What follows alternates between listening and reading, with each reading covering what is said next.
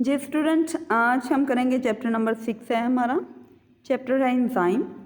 सबसे पहले हम इसमें देखेंगे टर्म्स हैं कुछ फर्स्ट पेज पे, वो डिस्कस करूँगी आप लोगों के साथ। सबसे पहले मेटाबॉलिज्म। जितने भी केमिकल रिएक्शंस हमारी बॉडी के अंदर या हमारे सेल के अंदर हो रहे होते हैं, जो हमारे लाइफ की मेंटेनेंस के लिए बहुत ज़रूरी होते हैं, उनको मेटाबॉलिज्म कलेक्टिवली बोला जाता है।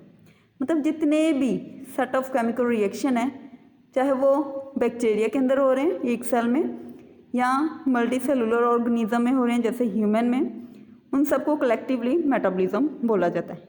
उसमें आपका क्या डाइजेशन आती है, एक्सक्रीशन आती है, एज वेल एज ऑस्मोरेगुलेशन आती है, सर्कुलेशन आती है, मूवमेंट आ रही है, सारे के सारे रिएक्शन जितने भी चल रहे हैं, रेप्लिकेशन हो रही है किसी भी मटेरियल की डीएनए की जैसे, उन सबको हम ओवरऑल क्या बोलते हैं, मेटाबॉलिज्म।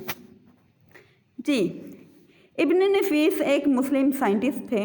उन्होंने कहा था कि लिविंग ऑर्गेनिज्म के अंदर जो बॉडी होती है या उसके पार्ट्स होते हैं वो मुसलसल चेंज होते रहते हैं। Meta means change. इसके अलावा मेटाबॉलिज्म जो है, उन्होंने उसके अकॉर्डिंग, इब्न नफीस के अकॉर्डिंग, मेटाबॉलिज्म ऐसा केमिकल रिएक्शन का सेट है जो मुसलसल बॉडी में चेंजेस लेके आ रहा है।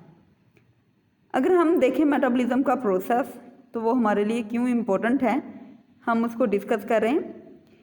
हम ग्रोथ शो कर रहे हैं मेटाबॉलिज्म की वजह से, रिप्रोड्यूस कर रहे हैं, नेक्स्ट जनरेशन प्रोड्यूस कर रहे हैं मेटाबॉलिज्म की वजह से, हम अपने स्ट्रक्चर को मेंटेन कर रहे हैं वो भी मेटाबॉलिज्म की मदद से, केमिकल रिएक्शंस की मदद से, और हम अपने इन्वायरमेंट को रिस्पांस देते हैं। हमारे इन्वायरमेंट में क्या है, विंटर में क्या रिस्पांस होता है, समर में क्या रिस्पांस होता है, मतलब टेम्परेचर लो या हाई हो तो उसके अकॉर्डिंग हमारी बॉडी रिस्पांस देना शुरू कर देती है।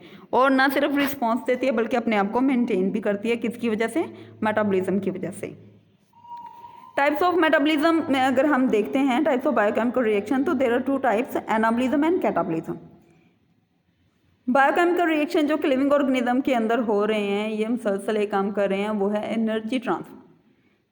अगर किसी कुछ केमिकल रिएक्शन ऐसे हैं जहाँ जिनको नीड होती है किसकी, एनर्जी की, और कुछ केमिकल रिएक्शन ऐसे होते हैं जो कि हमारे लिए क्या प्रोड्यूस कर रहे होते हैं, एनर्जी। तो उनकी बेस पे जो एनर्जी ट्रांसफ़र हो रहा होता है, एक केमिकल रिएक्शन एनर्जी ले रहा है, दूसरा केमिकल रिएक्शन एनर्जी रिलीज़ कर रहा है, उसकी बेस पे उनको फर्दर टू कैटेगरीज में डिवाइड किया गया। The first one is anabolism, the second one is catabolism. पहले देखते हैं एनाबॉलिज्म। एनाबॉलिज्म में क्या होता है कि इसमें छोटे छोटे मॉलिक्यूल मिलके एक लार्ज मॉलिक्यूल जो है वो सिंथेसाइज करते हैं। जैसे कि आप देखें डायग्राम में, तो इसमें स्मॉल मॉलिक्यूल्स जो हैं सेपरेट देखें, सिंगल सिंगल अलग अलग हैं। सेपरेट मॉलिक्यूल जो हैं, स्मॉल मॉलिक्यूल जो हैं, वो एनर्जी लेते हैं। और एनर्जी क्यों चाहिए होता है? बॉन्ड फॉर्मेशन के लिए, ताकि इनके दरमियान बॉन्डिंग हो जाए। एनर्जी लेके वो बॉन्ड फॉर्मेशन करते हैं और एक बड़ा मॉलिक्यूल बना देते हैं लार्ज। जबकि कैटाबॉलिक रिएक्शन क्या होते हैं, एक लार्ज मॉलिक्यूल जो है उसको तोड़ा जाता है और उससे एनर्जी रिलीज होती है। वही एनर्जी होती है जो हमने उनको जोड़ने के लिए दी होती है in the form of bond. तो लार्ज मॉलिक्यूल टूटते हैं सिंगल मॉलिक्यूल में। तो एनाबॉलिज्म में छोटे छोटे मॉलिक्यूल मिलके बड़े मॉलिक्यूल जो हैं वो बनाते हैं, जबकि कैटाबॉलिज्म में बड़े मॉलिक्यूल जो हैं उनकी ब्रेक डाउन होती है और उसके साथ एनर्जी रिलीज होती है और स्मॉलर वन में चेंज कर दिया जाता है। एनाबॉलिज्म में अगर आप एग्जांपल देखें तो इसमें फोटोसिंथेसिस है, सिमुलेशन है।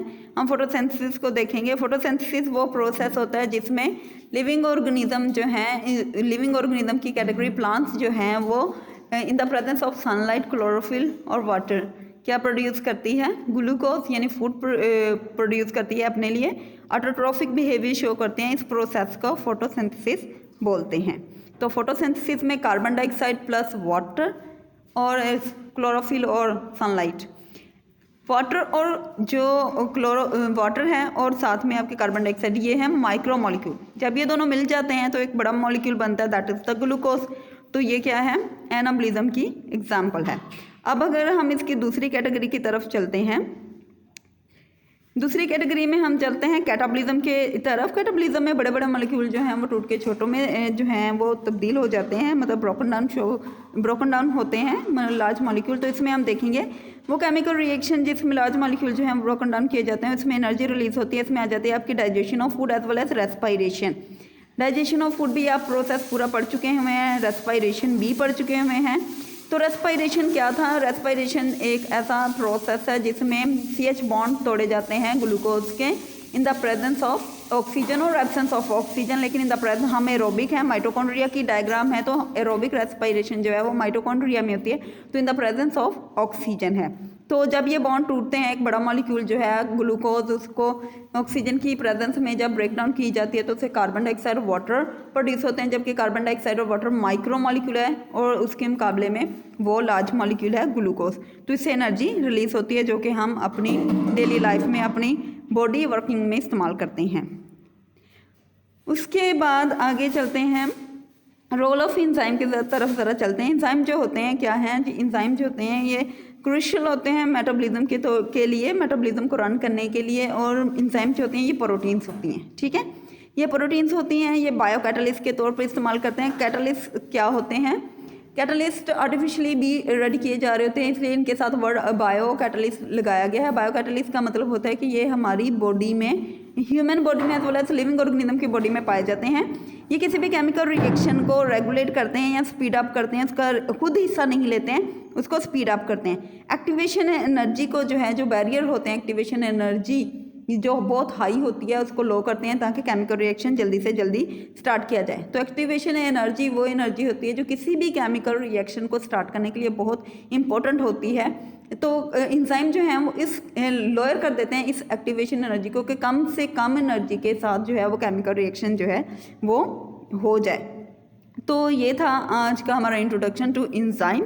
इंजाइम्स क्या होती हैं? इंजाइम्स बायो कैटलिस्ट होते हैं, प्रोटीन्स होते हैं। ये किसी भी केमिकल रिएक्शन को स्पीड अप करते हैं, रेगुलेट करते हैं, लेकिन खुद को इस्तेमाल नहीं करते हैं, लोअर करते हैं किसको? एक्टिवेशन एनर्जी को। एक्टिवेशन एनर्जी क्या होती है? वो किसी भी केमिकल रिएक्शन को स्टार्ट करने के लिए जितनी अमाउंट चाहिए होती है एनर्जी को, उसको एक्टिवेशन एनर्जी बोलते हैं।